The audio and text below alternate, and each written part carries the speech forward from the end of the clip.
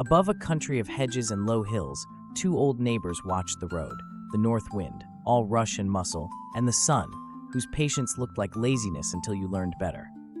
Far below, a traveler kept an honest pace, boots dusty, cloak close about his shoulders, a small bundle bouncing against his hip.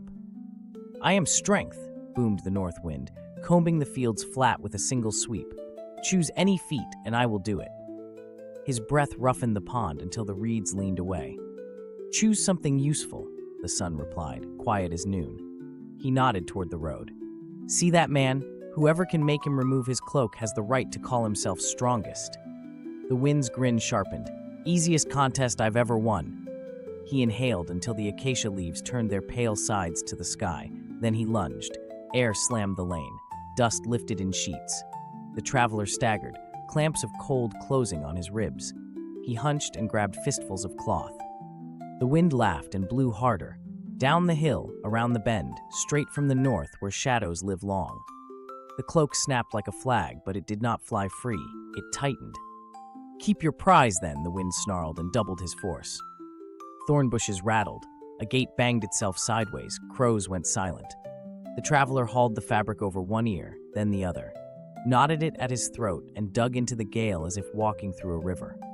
The more the wind shouted, the smaller and tougher the man's shape became, a knot of will trudging between tossed grasses. A spit of sleet needled his cheek. He turned his face and leaned harder. Exhaustion is a teacher. At last, the wind's fury blew itself thin. He sagged back behind the ridge, panting, and glared at the sun. "Your turn, if you think light can do what force could not." The sun did not answer with a speech. He lifted his face over the hill and set his hand lightly on the world. First, he warmed the stones that lined the fields. Warmth climbed quietly into the soles of boots. He poured a little gold into the hedges. A wren decided, quite on her own, to sing. He eased the edge off the air. The traveler's jaw unclenched without noticing. The cloak, so recently a shield, became a weight. A mile passed. The man loosened the knot at his neck and let the cloth hang open. Another mile, and he wiped his brow with a sleeve, laughed at nothing in particular, and swung the cloak off his shoulders to carry it over one arm. He paused at a low bridge, leaned on the parapet, and watched the stream shake light into coins. The sun let the warmth hold steady. No blaze, no glare, just invitation. Bees found the late flowers. A dog came out from a yard to doze in the sweet dust.